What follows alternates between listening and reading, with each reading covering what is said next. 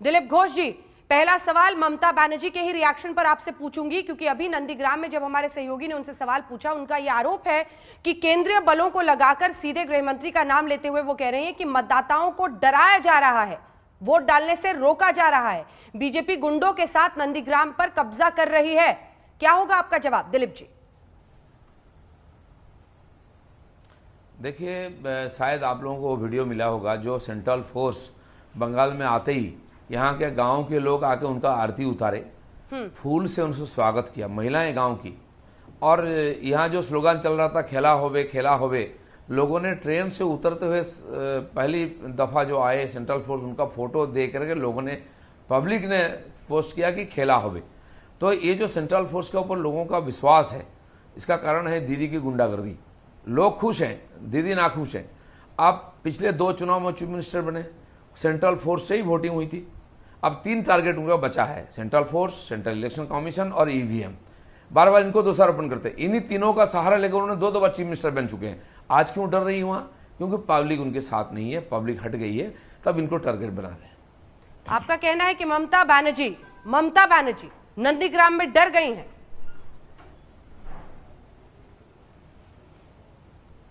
बिल्कुल, नंदीग्राम में खाली नहीं है, फर्स्ट पे चुनाव जो हो गया ना, हाँ। उसके 3-4-5 दिन पहले से भयंकर भय का वातावरण, संतरास का वातावरण बनाया गया। हमारे 3 कार्यकर्ताओं को 4 दिन में खून किया गया, और भी लोगों पर आक्रमण हुआ, महिलाओं के ऊपर आक्रमण हुआ। एक बूढ़ी माँ थी जिनके ऊपर अत्याचार हुई थी, कल उनकी डेथ हुई, 85 साल उम्र की। उनका चेहरा देने से आप चौंक जाएंगे।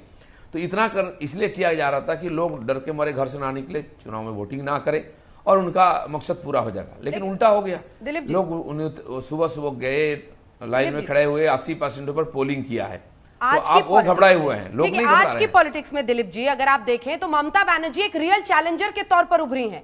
आप देख लीजिए, पूरे देश में एक रियल चैलेंजर के तौर पर वो सीधे केंद्र सरकार से लेकर बंगाल बीजेपी को चुनौती देती हैं, जमकर दहाड़ती हैं। और ऐसे में नंदीग्राम उनका गढ़ रहा है।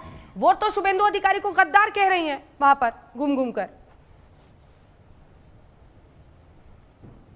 देखिए, 2 बात है। ममता बनर्जी चैलेंजर नहीं है, किसी भी बात हो उसका विरोध करने का उनका कैरेक्टर है। उसके लिए आज ये दुर्दशा है बंगाल की। केंद्र सरकार का विरोध करना उनकी राजनीति है, उसका हम हर हालत भुगत रहे हैं। यहाँ 10 साल के बाद लोगों को लगा गलती हो गया, उनको विदाई करो। दूसरा है, नंदीग्राम की कभी उनका वहाँ गढ़ नहीं था, और शुभेंदु बाबू वहाँ का नेता थे। पुलिस के साथ लड़के, गुंडों के साथ लड़ करके वहाँ उन्होंने नेतृत्व उन्होंने दिया। दीदी अगर चीफ मिनिस्टर बनी तो उन्हीं के लड़ाई के खातिर, उनके परिवार के खातिर। उनके पिताश्री इतने उम्रदार व्यक्ति हैं, वो बंगाल के सब लोग उनको मानते हैं। सीसी बाबू, उनके बारे में क्या शब्द प्रयोग कर रहे हैं? परिवार को गद्दार बोल रहे हैं। जिनका खून पसीना से आपका पार्टी खड़ा हुआ, सत्ता में आप चीफ मिनिस्टर बने, आज उसको गद्दार बोल रहे हैं आप? तो आप भी कांग्रेस के साथ गद्दारी की है, और ठीक उल्टा हमारे कार्यकर्ताओं को फोन करके हमारे पार्टी के साथ गद्दारी करने के लिए वो प्रेरित कर रही है। ये कौन सी है? डबल स्टैंडर्ड है दिलीप जी। तो ये जो बात कर रहे हैं ना दिलीप जी, ममता बनर्जी नंदीग्राम में पिछले 3 दिन से ममता बनर्जी वहां पर स्टेशन है। पूरी ताकत वो झोंक रही है, क्योंकि ये बंगाल में देखा गया है, जब जब सत्ता परिवर्तन हुआ है तो जो मुखिया रहा है सत्ताधारी पार्टी का, वो अपनी सीट को बचाता ही है।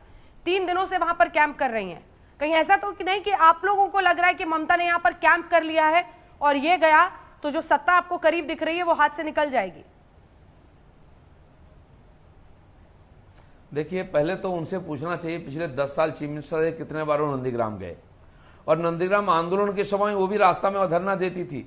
हमारे उस समय वरिष्ठ नेता माननीय आडवाणी जी, माननीय राजनाथ जी, सुषमा जी उनको हाथ पकड़कर अंदर ले गए थे, सीट में घुसने नहीं दी थी। और इसलिए आज मजबूरी में जहां लोगों ने उनको बार बार चुना, वो भवानीपुर छोड़ के वहां गई। इक्वेशन बदल गई है। लेकिन जहां लोगों ने उनको 10 साल तक लोगों के पास खड़ा नहीं रही, शुभेंदु अधिकारी खड़े रहे, बार बार लोगों ने उनको जिताया है, तो उनको क्यों छोड़ के ममता को वोट दें? उनका क्या कंट्रीब्यूशन है? वो तो उसका फायदा उठाकर चीफ मिनिस्टर बनी। शुभेंदु ने खून पसीना बहाया, नेता है तो वही है वहां का, उनको लोग वोट देंगे। लेकिन ये तो एक इमोशनल फैसला भी था ना दिलीप जी, वरना भवानीपुर जैसे एक सिक्योर सीट को छोड़कर उन्होंने कहा कि शुभेंदु ने मुझे धोखा दिया है, मैं वहीं पर नंदीग्राम में जाकर हराऊंगी। और ये तो एक जबरदस्त पॉलिटिशियन का निशान होता है ना, वो कहता है कि हम जाके उसके गढ़ में उसको हराएंगे, क्योंकि उन्हें भी एहसास था कि शुभेंदु अधिकारी, उनके पिता, उनके भाई, सभी के लिए नंदीग्राम सबसे बड़ा गढ़ है। तो ये तो एक बोल्ड स्टेप माना जाएगा ना।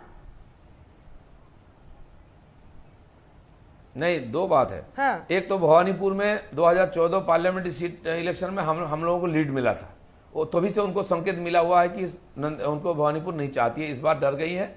दूसरा, अगर उनको सिखाना था शुभेंदु बाबू को, उनके जैसा कई मंत्री नेता, माननीय मुकुल राय से लेकर के कई लोग हमारी पार्टी आकर अभी चुनाव लड़ रहे हैं, तो सब जगह वो जाकर लड़ती, भतीजा को लड़ा देती।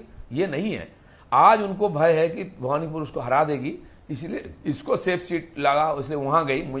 मैं बोल रहा हूं आपको, ये नंदीग्राम ने उनको चीफ मिनिस्टर बनाया था, दोबारा नंदीग्राम ने ही उनको चीफ मिनिस्टर का कुर्सी नीचे उतार देगा।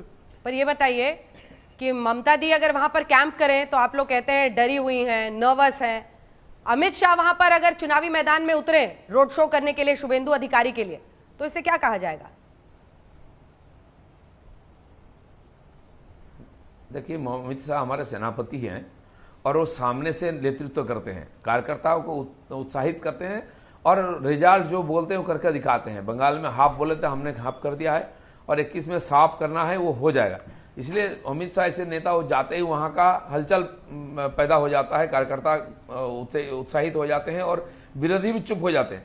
और उनके सामने जबकि हमारे ऊपर भरोसा करके शुभेंदु बाबू आए हैं हमारे साथ, उनको जिताना भी हमारी एक जिम्मेदारी है और उसको जिताएंगे हम लोग।